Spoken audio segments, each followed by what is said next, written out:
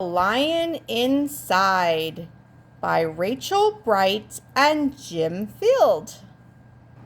In a dry, dusty place where the sand sparkled gold stood a mighty flat rock, all craggy and old.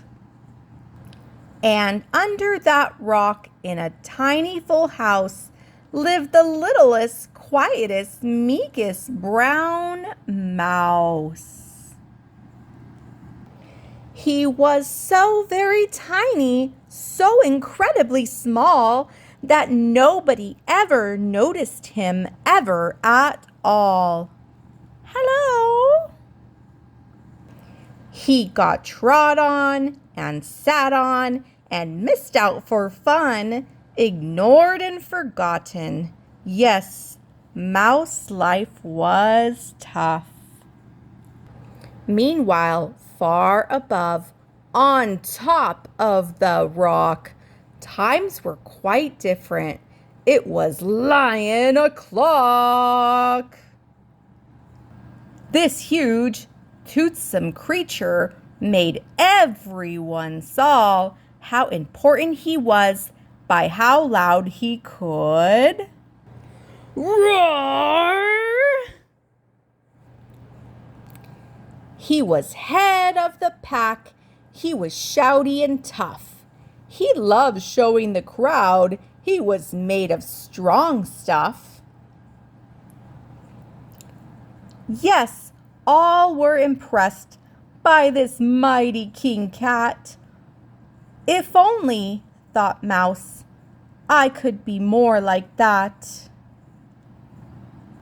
Then, late one dark night, in his Minnie Mouse bed, the cleverest thought popped into his head. He jumped from the covers and held up a paw. "I've got it," he said. "What I need is a roar." I mean, what if this mouse with the weakest squeak was a little more grrr and a little less meek? Well, he'd still be the smallest of fuzzy brown mice, but he'd make friends and join in, and life would be nice. Yes, thought the mouse, I must find out how. I will learn how to roar, and I will learn it now. But, oh my gosh, there was only one beast who could teach him this thing, but might make him a feast. It was time to be strong. Take a chance. After all, forever was such a long time to feel small. So he made himself brave, and he thought like a winner.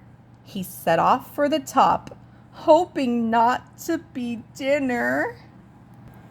It felt like the scariest thing he could do.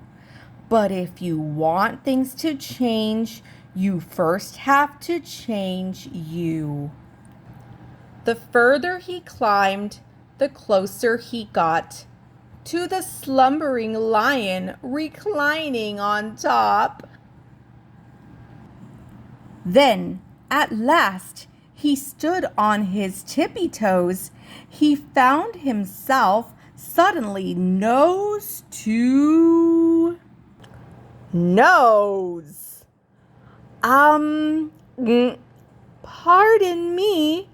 Wake up, Mr. Lion. You've got company.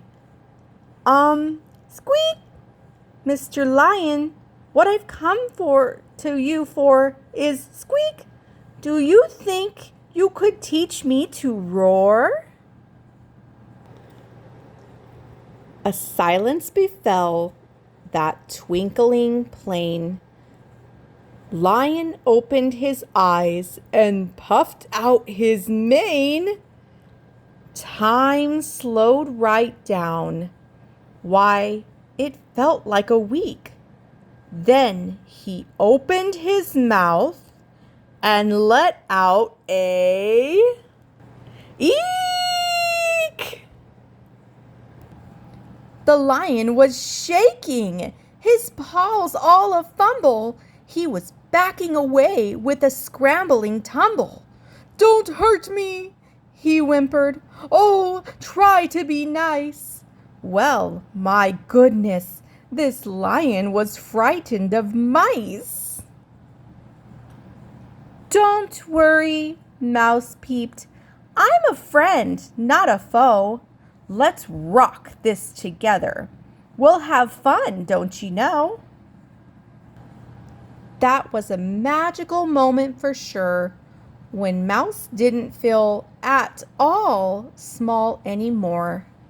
He had found his true voice and learned to speak out. And for that, you don't need to roar or to shout. And from that day and always, the two were a pair. They both liked that rock better, now that the rock was to share.